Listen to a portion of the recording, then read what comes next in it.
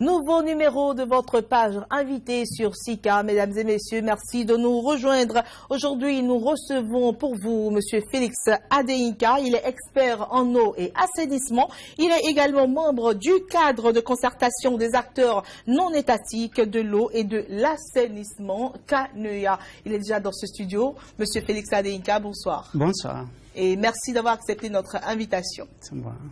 Alors justement par rapport à cette thématique qui préoccupe le monde entier, il faut dire déjà que 884 millions de personnes de par le monde n'ont pas accès à une eau potable et également de qualité et que plus de 2 milliards 600 personnes dans le monde n'ont pas accès à des infrastructures sanitaires et d'assainissement comme cela se doit. Également, bien, il faut dire que 2 millions environ de personnes, en majorité des enfants, des jeunes, meurent chaque jour pour n'avoir pas l'accès à de l'eau potable et à des services sanitaires de base comme cela se doit. Monsieur Adéinka, c'est un véritable problème.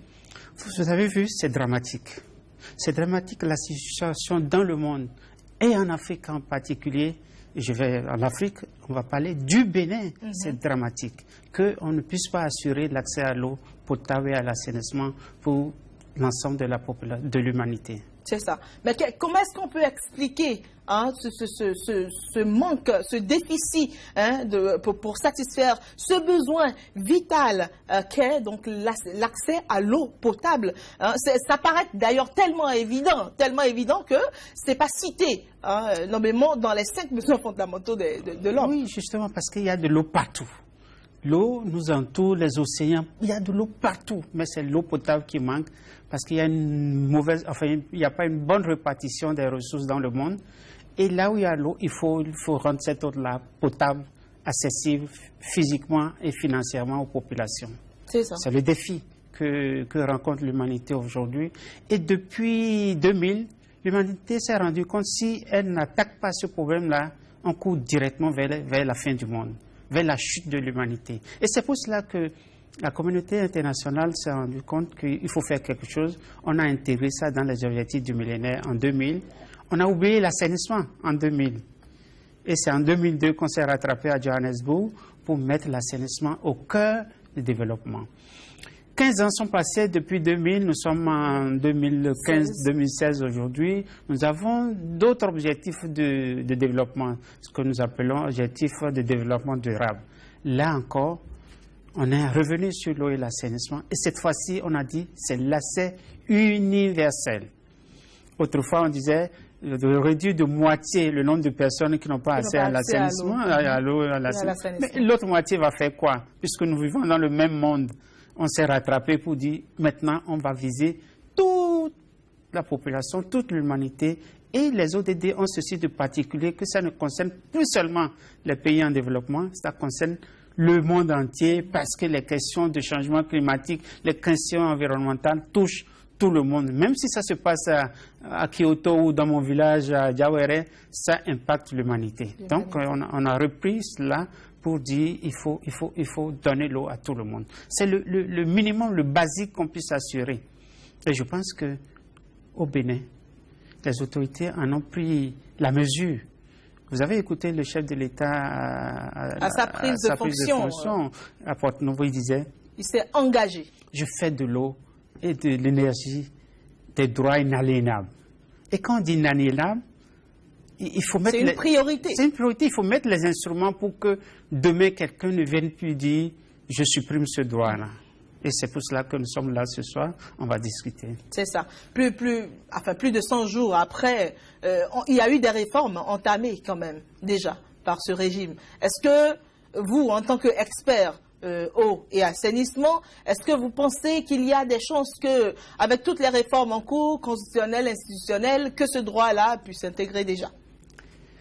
Avec la déclaration du président de la République, reprise par le ministre en charge de l'eau et de l'assainissement, l'espoir était permis. On a vu que cette fois-ci, l'eau sera une priorité dans les stratégies et les politiques de développement.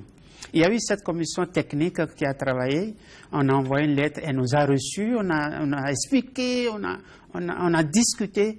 Cette commission semblait nous avoir compris. Et puis, quand le rapport final est sorti, on s'est rendu compte que cette commission avait des thèmes de référence bien précis. Et que, en tout cas, on n'a pas eu satisfaction à travers le rapport qui a été élaboré. Puis on n'a pas baissé les bras. On a rencontré le ministre de la Justice en charge de cette réforme-là. Mais je dis, on peut tout dire de ce régime de nouveau départ. On a trouvé un homme qui nous a expliqué la situation. Parce que cette commission a dit qu'elle ne pouvait même pas changer une virgule. C'était difficile de changer une virgule. On ne peut pas ajouter un article, on ne peut pas ajouter un chapitre, et que ça a été difficile. Et en plus, la difficulté que cette commission a eue, tout le monde voulait qu'on constitutionnalise son sujet, les cultes traditionnels, tout le monde voulait avoir les musiciens, les artistes, c'était pas facile. Mais il y avait une ouverture, il nous a dit, on va voir ce qu'on peut faire pour que vous ne soyez pas déçus. Et c'est pour cela que nous engageons cette campagne-là, pour dire à M. le ministre et au gouvernement du président Talon, c'est possible. On peut faire beaucoup d'autres choses, mais n'oublions pas le fondamental. L'eau, c'est la vie. Et c'est ça que les populations comprendront pour dire, ce régime-là qui est venu, qui a dit que vous n'allez jamais oublier mon passage. Cet événement-là, nous pensons qu'on peut faire, ne serait-ce qu'en touchant, en donnant l'eau à tout le monde, en assurant l'assainissement adéquat à cette population-là. Je vais vous dire, quand on va aller plus loin, c'est une réforme, enfin, c'est pas une réforme, c'est un exercice qui a moins de coût pour le gouvernement. Constitutionnaliser le droit à l'eau et à l'assainissement, ou bien même rendre effectif ces droits-là, on gagnera beaucoup. C'est ça. Alors, peut-être que tout ceci traîne parce que les personnes, les acteurs impliqués, les autorités n'ont pas encore conscience du degré du danger sur le plan national. Dites-nous, combien de Béninois à peu près sont dans ce besoin-là et n'ont pas accès à l'eau potable ainsi qu'à l'assainissement? Merci beaucoup. La situation s'est améliorée depuis les 15 dernières années où on dit même que le Bénin a atteint les objectifs du millénaire. C'est théorique. Disons qu'il y a eu des efforts qui ont été faits. Aujourd'hui, nous sommes à 68% de population qui ont accès à l'eau. C'est bien, mais les 32%, ils sont des Béninois. Si nous sommes 10 millions et que 68, on a encore 3 800 000 citoyens béninois qui n'arrivent pas à boire l'eau, qui sont malades, c'est important. Et pour l'assainissement, je vous dis, c'est moins de 50%.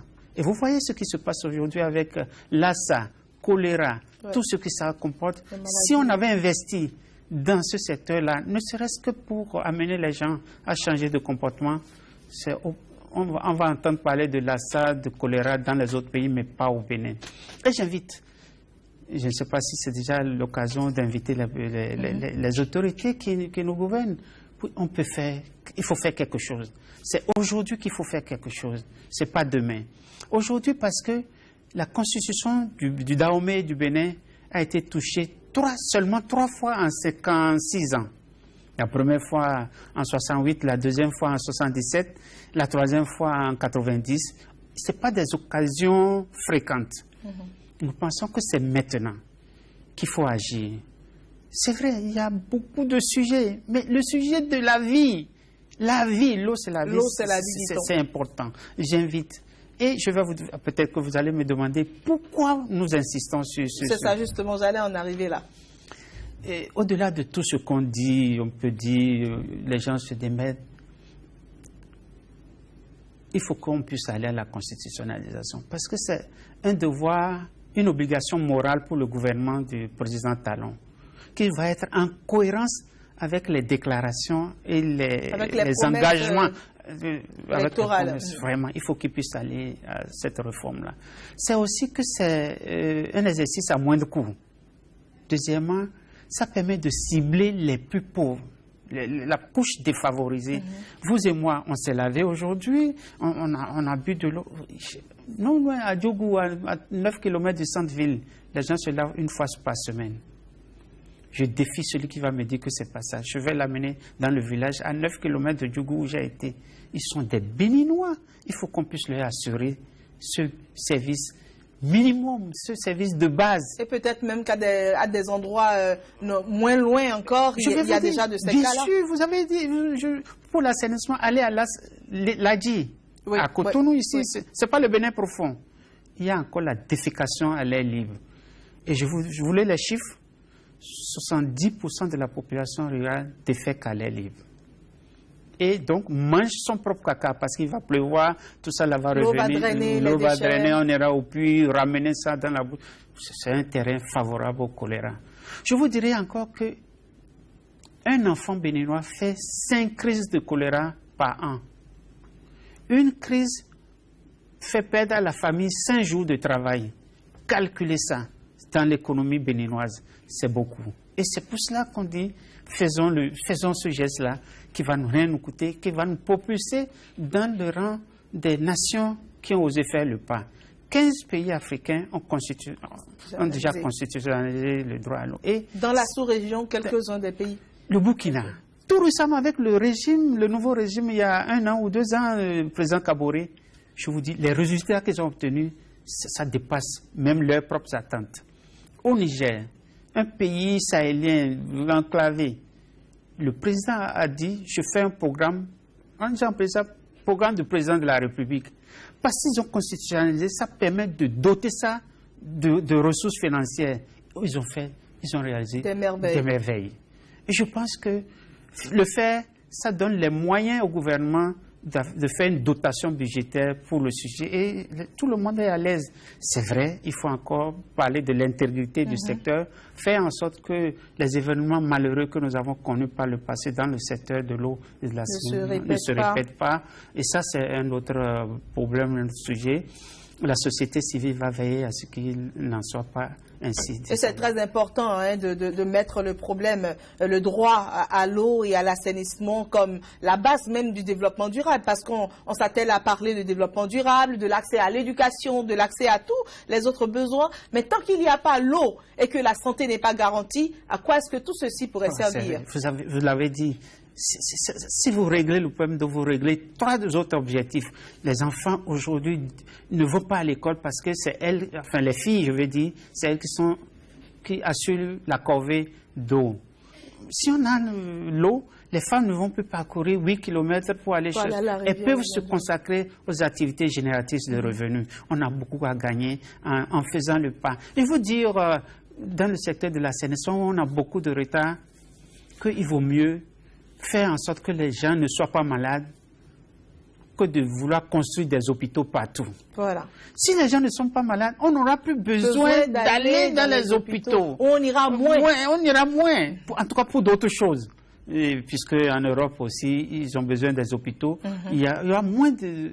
C'est pourquoi je vais inviter l'argent qu'on va consacrer à construire, à former, on puisse saisir l'opportunité de mettre les moyens sur l'assainissement, ne serait-ce que pour réduire la défécation à l'air libre. C'est très important.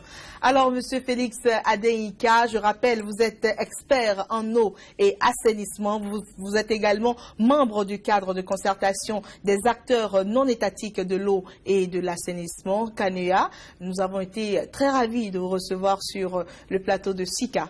C'est moi, merci. À bientôt. À bientôt. Au revoir, chers téléspectateurs. Merci de nous avoir reçus chez vous. Au revoir.